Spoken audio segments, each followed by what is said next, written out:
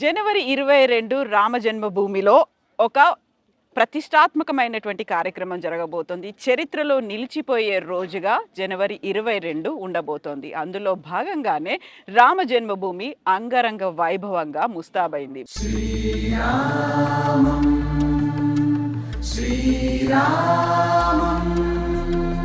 భవ్య దివ్య రామ మందిర నిర్మాణంలో ఎంతో మంది పాల్పంచుకున్నారు. సాధు సంతుల దగ్గర నుంచి కార్యకర్తలు ప్రతి ఒక్కరూ కీలకమైనటువంటి భాగస్వామ్యాన్ని పోషించారు. అందులో అతి ముఖ్యమైనది ప్రధానమైనది విహెచ్పి. ప్రస్తుతం మనం ఉన్నాము రామ జన్మభూమి తీర్థక్షేత్ర స్థలంలో ఉన్నాము. మనతో పాటుగా ఉన్నారు విహెచ్పికి చెందినటువంటి central joint general secretary Koteswara Sharma గారు. కోటేశ్వర శర్మ గారు నమస్కారం అండి. జై శ్రీరామ్.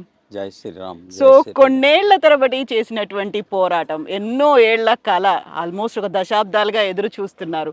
అది నెరవేరబోతోంది జనవరి 22న మీ కళ్ళ ముందు ప్రత్యక్షం కాబోతోంది. ఎలా అనిపిస్తుందండి ఒక్కసారి వెనక్కి వెళ్ళి చూసుకుంటే, మీరు చేసిన పోరాటాలు ఇవన్నీ చూస్తే?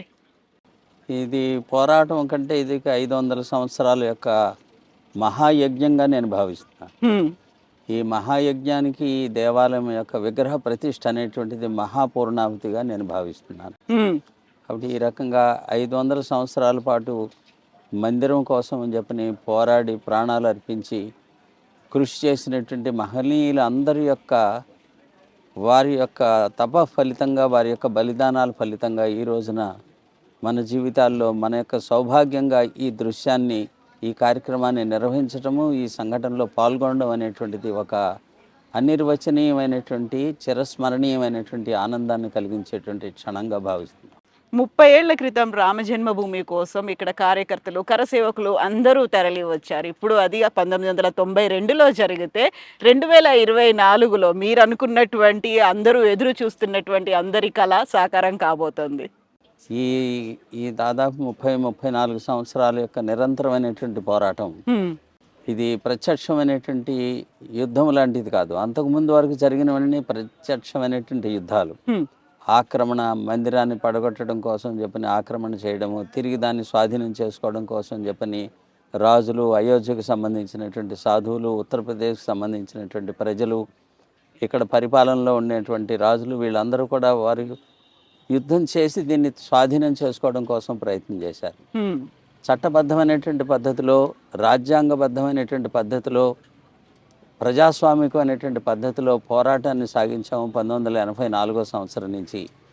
ఆ రకంగా కోర్టుకు సంబంధించినటువంటి విషయంలో కూడా పరిపూర్ణమైనటువంటి పద్ధతిలో, ప్రజాస్వామికమైనటువంటి పద్ధతిలో కోర్టు తీర్పు ద్వారా ఇది రామ జన్మభూమియే, ఇది విగ్రహము దేవాలయంలో ఎలాగా విగ్రహం పూజించబడుతుందో భూమి కూడా ఇలాగా పూజనీయమైనదే, ఇది మందిరాన్ని పడగొట్టి ఇక్కడ మసీదుని నిర్మాణం చేసే ప్రయత్నం చేశారు అనేటువంటి దాన్ని కింది కోర్టు నుంచి సుప్రీంకోర్టు వరకు కూడా నిర్ధారణ చేసినటువంటి శుభగడియ తరువాత కోర్టు యొక్క సూచన, ఆదేశం మేరకు కేంద్ర ప్రభుత్వం ఏర్పాటు చేసినటువంటి ట్రస్ట్ ద్వారా ఈ రామజన్మభూమి ఉద్యమంలో పనిచేసినటువంటి సంస్థల అందరి యొక్క సహకారంతో ఈ ట్రస్ట్ ద్వారా ఈ దేవాలయం, భవ్యమైనటువంటి దేవాలయము, అభూతపూర్వమైనటువంటి దేవాలయం నిర్మాణం జరుగుతుంది. ఇది మన సమయంలో మన యొక్క కన్నులతోటి మనం పోరాడి జైళ్ళు నింపాము, జైళ్ళకి వెళ్ళాము, లాఠీ దెబ్బలు తిన్నాము, సహచరులైనటువంటి వారు బలిదానం చేశారు. వాళ్ళందరి యొక్క కృషిని, ఆ దృశ్యాలని తలుచుకున్నప్పుడు కలిగేటువంటి ఆనందం వర్ణనాతీతమైనటువంటిది. ఈ రోజున ఈ మహాపూర్ణాహుతి రూపంగా ఈ ఆనందాన్ని అనుభవించి, ఈ దీపావళి ఎప్పుడో ఆశ్వయుజ మాసం తర్వాత వచ్చేటువంటి దీపావళి అనేటువంటిది ఇప్పుడే మనం మార్గశిర మాసంలోనే జరుపుకునేటువంటిది ఒక శుభగడి అనేటువంటిది నేను భావిస్తున్నాను. ఇప్పుడు శ్రీరాముడు పుట్టినప్పుడు ఇక్కడికి ఎంతమంది వచ్చారో తెలియదు. ఆయన కళ్యాణం, ఆ తర్వాత పట్టాభిషేకం, ఆ టైంలో ఎంతమందికి ఆహ్వానం అందాయో కూడా తెలియదు. బట్ ఇప్పుడు మాత్రం ఒక భవ్య దివ్య మందిర నిర్మాణం ఇక్కడ జరుగుతోంది. దానికి ఒక ప్రారంభోత్సవం అవుతుంది. రామ్ లల్లా విగ్రహానికి ప్రాణ ప్రతిష్ఠ జరగబోతోంది. బాలరాముని మనం చూడబోతున్నాం. ఇంతమంది అతిథులను పిలుస్తున్నారు. అందులో ప్రస్తుతం మనం ఉన్నటువంటి ఈ తీర్థక్షేత్ర ట్రస్ట్ దీంట్లో కూడా సాధు సంతుల కోసం ఇక్కడ ఏర్పాట్లు కూడా జరుగుతున్నట్టున్నాయి. మన దేశం మొత్తం నుంచి ఈ ఈ రోజున ఈ కార్యక్రమంలో 22వ తారీఖు జరగబోయే కార్యక్రమంలో అందరూ పాల్గొనేటువంటి అవకాశం లేదు సహజంగానే. దేవాలయం కూడా నిర్మాణంలో ఉన్నది. 3 అంతస్తుల దేవాలయంలో కేవలం గ్రౌండ్ ఫ్లోర్ను మాత్రమే పూర్తి చేసి బాలరాముడి విగ్రహాన్ని ప్రతిష్ఠించేటువంటి వ్యవస్థ జరుగుతుంది. దేవాలయ ప్రాంగణం అంతా కూడా మిగతా 2 అంతస్తులు నిర్మాణానికి కావాల్సినటువంటి రాళ్లతోటి మిగతా యంత్రాలతోటి నింపబడి ఉన్నది. కాబట్టి అక్కడ కూర్చునేటువంటి అవకాశం కూడా 6-7 వేల మందికి మించినటువంటి అవకాశం లేదు దేవాలయం ఎదురుగా కూర్చుండానికి. అందుకని చెప్పి పరిమితమైనటువంటి సంఖ్యలోనే అందరినీ కూడా అతిథులను పిలవడం. ప్రత్యేకించి 1984 నుంచి జరిగినటువంటి ఈ ఉద్యమం యావత్తు సాధు సన్యాసుల యొక్క నేతృత్వంలో జరిగింది. వారి యొక్క మార్గదర్శనంలో వారి యొక్క ఆదేశం మేరకు విశ్వ హిందూ పరిషత్తు తదితర సంస్థలు కలిసి పనిచేసి దీన్ని సాధించాయి. కాబట్టి పెద్దపీట సాధువులకు వేసేటువంటి విధంగా 4,000 మంది సాధువులను ఈ కార్యక్రమానికి పిలవడం, దేశంలో పరమవీర చక్ర పొందినటువంటి దేశాన్ని రక్షించినటువంటి సైనికుల కుటుంబాల నుంచి ఒక ప్రతినిధిగా ప్రతి ఒక్కరిని పిలవడం, అట్లాగే కరసేవ సమయంలోనూ రామజన్మభూమి ఉద్యమంలోనూ బలిదానం చేసినటువంటి కరసేవకుల యొక్క కుటుంబాల నుంచి ఒకరిని పిలవడము, ఆ రకంగా సమాజానికి సంబంధించినటువంటి అనేక జీవన రంగాలలో ప్రముఖమైనటువంటి అఖిల భారత స్థాయిలో ప్రముఖమైనటువంటి వ్యక్తుల్ని ఆ రకంగా ఎంపిక చేసి పిలవడం జరుగుతుంది. ఆ రకంగా ఒక 2,500 మంది ప్రముఖుల్ని, ఆ రకంగా మొత్తము 7,500 మంది ప్రముఖుల్ని మాత్రమే ఈ కార్యక్రమానికి ఆహ్వానించగలిగాము. కాబట్టి మిగతా వాళ్ళందరినీ కూడా 23వ తేదీ నుంచి మీకు అనుకూలంగా ఉన్నటువంటి సమయంలో మీరు అందరూ వచ్చి దర్శనం చేసుకుని వెళ్ళండి అని చెప్పి ఆ రకంగా ట్రస్ట్ ద్వారా పిలుపునివ్వడం జరిగింది. ఈ పిలుపునిచ్చేదానికి కూడా ఒక భవ్యమైనటువంటి కార్యక్రమాన్ని తీసుకోవడం జరిగింది. రాముల వారిని పూజించినటువంటి అక్షింతలని దేశవ్యాప్తంగా కాదు ప్రపంచవ్యాప్తంగా అన్ని దేశాల్లో ఉండేటువంటి హిందువులకి ఇంటింటికి అందించేటువంటి విధమైన కార్యక్రమం.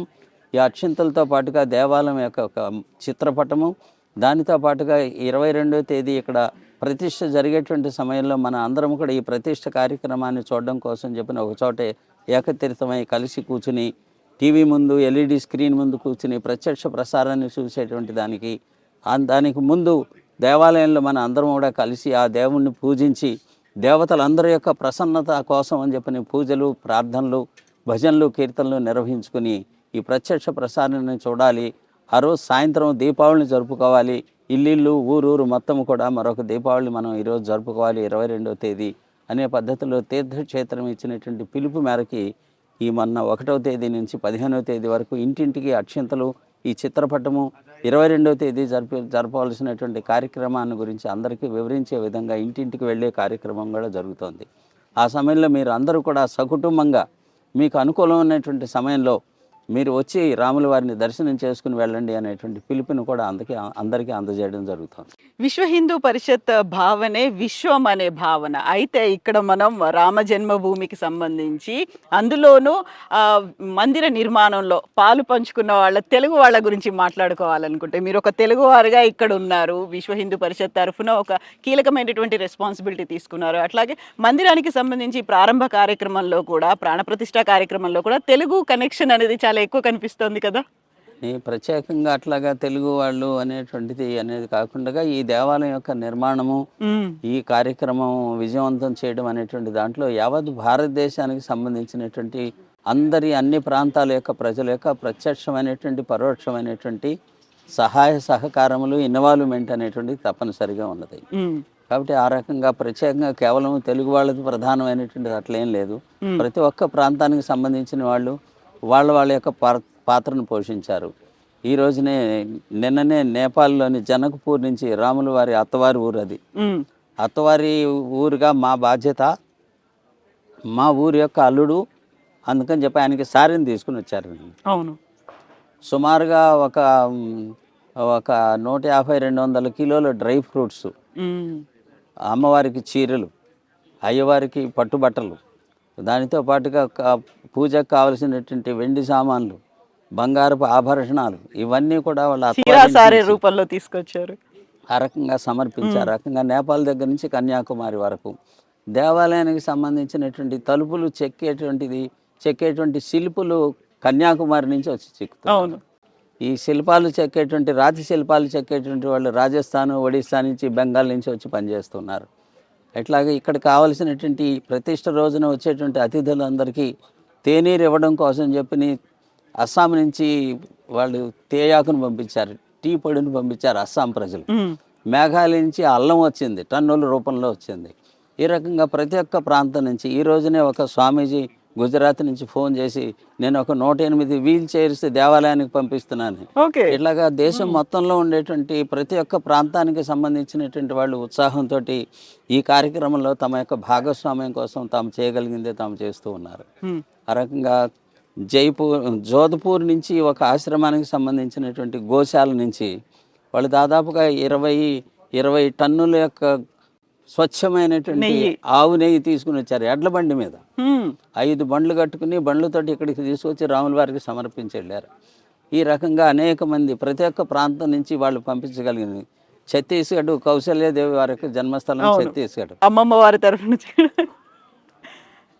300 టన్నుల యొక్క బియ్యం ఛత్తీస్గఢ్ నుంచి. ఇట్లాగా ఒక తెలుగు అనేటువంటిది కాదు, ఇక్కడ విశ్వ హిందూ పరిషత్తులోను లేకపోతే ఈ కార్యక్రమంలోను సంస్థల్లోనూ పనిచేస్తున్నటువంటి కార్యకర్తలుగా మేము ఇక్కడ ఉండవచ్చును.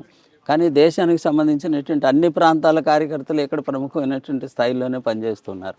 అట్లాగే యావత్తు భారతదేశము, యావత్తు హిందూ సమాజము యొక్క పూర్తి ఇన్వాల్వ్మెంట్ ద్వారానే మహోత్సాహంగా, నిన్న ఒక వీడియో చూశాను, ఆంధ్రప్రదేశ్ నుంచి వచ్చింది. అక్షింతలు ఇవ్వడానికి ఇంటికి వెళితే కాళ్ళు కడిగి నీళ్లు చల్లుకుని పూలదండ వేసి ఆరతి ఇచ్చి ఆ తర్వాత అక్షింతలు తీసుకున్నారు. ఈ రకమైనటువంటి మహోత్సాహము రాముల వారి పట్ల భక్తి అనేటువంటిది ప్రపంచవ్యాప్తంగా హిందువుల్లో ఉన్నది. కాబట్టి వారందరి యొక్క మానసికమైనటువంటి సంకల్పము, ప్రత్యక్షంగా వారు పాల్గొనలేకపోయినప్పటికీ కూడా వారి యొక్క సంకల్పం కారణంగా ఈ 500 సంవత్సరాల విజయాన్ని పొందాం. కాబట్టి యావత్తు సమాజం యొక్క సంపూర్ణమైనటువంటి యొక్క ఇన్వాల్వ్మెంట్ అనేటువంటిది ఈ కార్యక్రమంలో ఉన్నది. సో మీరు అన్నట్టుగా సంకల్ప సిద్ధి, ఒక చిత్తశుద్ధి ఉంటే సంకల్పం అనేది సిద్ధిస్తుంది అనేది 500 ఏళ్లుగా ఎదురు చూస్తున్నది.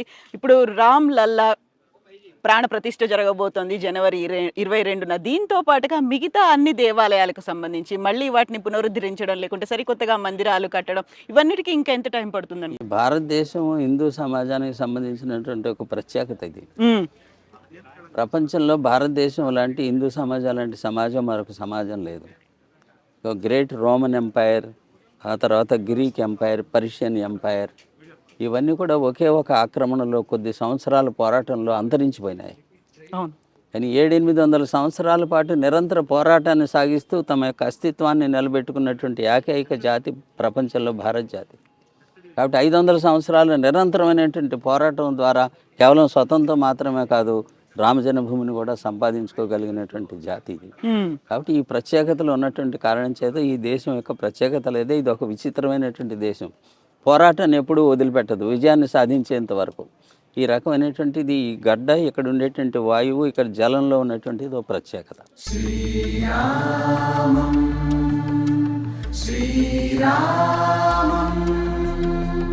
సో ఇప్పుడు గతంలో ఒక మాట పదే పదే ఒక నినాదంగా వస్తుంది, అయోధ్య అయిపోయింది, కాశీ మధుర బాకీ హై అనేది కూడా వినిపించేది కదా. అప్పుడు మేము అందరం ప్రజలందరూ కూడా మిగతా 2 కూడా ఇంత మాత్రమే కాదు, ఈ 3 కాకపోతే 30,000 అని కూడా అంటూ వచ్చేవాళ్ళం. అవును. బట్ ఇప్పుడు ఈ విశ్వ హిందూ పరిషత్ యొక్క నేతృత్వంలో రామజన్మభూమి ఉద్యమాన్ని తీసుకున్నాం, అది పూర్తి చేశాం. ఇక మిగతాది తర్వాత భవిష్యత్తులో ప్రజలు హిందూ సమాజం ఏది కోరుకుంటే అది అవుతుంది. కాబట్టి కాశీ మధుర ఇతరత్ర దానికి సంబంధించినటువంటి ప్రస్తుతం మేము దాని గురించి మొత్తం ఫోకస్ అంతా కూడా కేవలం ఈ రామ మందిరం నిర్మాణం చేయడం, ప్రజలకు అప్పగించడం, ఇదే పని. మిగతాది తర్వాత తరం వాళ్ళు వచ్చేటువంటి ప్రజలు ఏదనుకుంటే అది. ఇప్పటికీ జ్ఞానవాపి కానీ మధుర కృష్ణ జన్మస్థానం గురించి కానీ కోర్టులో జరుగుతున్నది. కోర్టులో హిందూ సమాజానికి అనుకూలంగా, ఇక్కడ కృష్ణుడికి అనుకూలంగా, అక్కడ విశ్వేశ్వరునికి అనుకూలంగానే ఇప్పటి వరకు కూడా కోర్టు యొక్క క్రమం అంతా కూడా జరుగుతున్నట్టుగా అనిపిస్తుంది. ప్రజలు న్యాయాలయాలు నిర్ణయించేటువంటి విషయాలు. సో ఎన్నో ఏళ్ల నుంచి ఎదురు చూస్తున్నారు, కొన్ని కోట్ల మంది ఎదురు చూస్తున్నారు, దేశ విదేశాల నుంచి ఈ మహోత్సవం కోసం ఎదురు చూపులు అనేవి కొనసాగుతున్నాయి. జనవరి 22 తర్వాత రామ జన్మభూమి అనేది, ఇక్కడ రామ్ లల్లాని ఎంతమంది దర్శించుకుంటారు, దానికి తగ్గట్టుగా ఏర్పాట్లు ఇవన్నీ కూడా. అంటే అయోధ్య మొట్టమొదటిసారిగా నేను 1979వ సంవత్సరంలో వచ్చాము ఇక్కడ. అప్పుడు భూమి పూజ అంటే శిలాన్యాసం, శంకుస్థాపన జరిగింది. అప్పుడు 89లో ఇక్కడికి వచ్చినప్పుడు టీ కూడా దొరికేది కాదు. ఒక పాడుపడ్డ ఊరిలాగా ఉండేది ఊరు చూస్తే. ఇవాళ సర్వాంగ సుందరంగా కనిపిస్తుంది. ప్రతి వీధిలోనూ ప్రతి ఇంట్లోనూ నిర్మాణం జరుగుతుంది. అనేకమైనటువంటి వ్యాపారాలు, దుకాణాల యొక్క సంఖ్య దారి పొడుగుతూ అనేకమైన హోటళ్ళు వచ్చినాయి, స్టార్ హోటల్స్ వచ్చినాయి. ఉత్తరప్రదేశ్ ప్రభుత్వము ఇది ఒక తీర్థక్షేత్రముగా దీన్ని వికసింపజేసేటువంటి విధంగా ఉత్తరప్రదేశ్ ప్రభుత్వము, కేంద్ర ప్రభుత్వాలు పనిచేస్తూ ఉన్నాయి. అద్భుతమైనటువంటి ఒక నిర్మాణం భారతదేశంలోనే railway station, Ayodhya railway station ఒక ప్రత్యేకతలాగా నిర్మాణం చేశారు. ఇంటర్నేషనల్ ఎయిర్పోర్టు ప్రారంభమైంది. ఇట్లాగా రోడ్లన్నీ విశాలం అవుతూ ఉన్నాయి. ఈ అయోధ్యలో కొనడానికి స్థలం లేదు. మనకి శ్రీశైలంలోను, తిరుపతిలోను, ఇతర తీర్థక్షేత్రాల్లోనూ ప్రతి చోట కూడా మన వాళ్ళకి ధర్మశాలలు ఉంటాయి, ధర్మసత్రాలు ఉంటాయి, అన్నక్షేత్రాలు ఉంటాయి. ఆ సంస్థలో వాళ్ళందరూ దేశవ్యాప్తంగా అయోధ్యలో మేము అన్నక్షేత్రాన్ని ప్రారంభిస్తామనంటే స్థలం దొరకట్లేదు. సరియు నది అవతలికి వెళ్ళి కొనుక్కోవాల్సి వస్తుంది.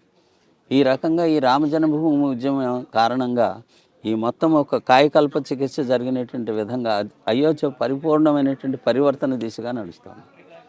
అట్లాగా అన్ని రకాలైనటువంటి హంగులు, వ్యవస్థలు అన్నీ కూడా ప్రభుత్వము, ముఖ్యంగా ఇక్కడ ఉన్నటువంటి మున్సిపాలిటీ డెవలప్మెంట్ అథారిటీ వీళ్ళందరూ కలిసి ఇది ఒక తీర్థక్షేత్రంగా వికసింపజేసేటువంటి అనేకమైనటువంటి యోజనలు చేశారు. వింటున్నది ఏంటంటే రాష్ట్ర ప్రభుత్వం ఒక 1200 ఎకరాల భూమిని రిజర్వ్ చేసి పెట్టిందని చెప్పి ప్రతి రాష్ట్రము తమ గెస్ట్ హౌస్ని ఇక్కడ నిర్మాణం చేసుకోవచ్చు అని చెప్పి ఆ రకంగా భవిష్యత్తు ఆ రాష్ట్రాల నుంచి వచ్చేటువంటి విఐపీలకు గెస్ట్ హౌస్ వగైరా నిర్మాణం కోసం అని చెప్పి కూడా యోజన చేస్తుంది అనేటువంటి విషయం తెలుస్తుంది. సో పూర్వ వైభవం, పునర్వైభవం ఇవన్నీ రాబోతున్నాయి అయోధ్యకి. అయోధ్యతో పాటుగా మనకి హిందూ ధర్మానికి, భారతదేశ జాతికి సంబంధించిన అన్నిటికీ కూడా మళ్ళీ రిజ్యూనేట్ చేసుకోవాలి, లేకుంటే వాటన్నిటిని మీరు అన్నారు కాయకల్ప చికిత్స చేసుకోవాల్సినటువంటి అవసరం ఉంది అనేది రాముడి ద్వారా అవుతుందా మొదలు అనేది? తప్పనిసరిగానే అయోధ్య రామజన్మభూమి మందిర నిర్మాణం అనేటువంటి రామరాజ్యానికి ఇది రహదారి.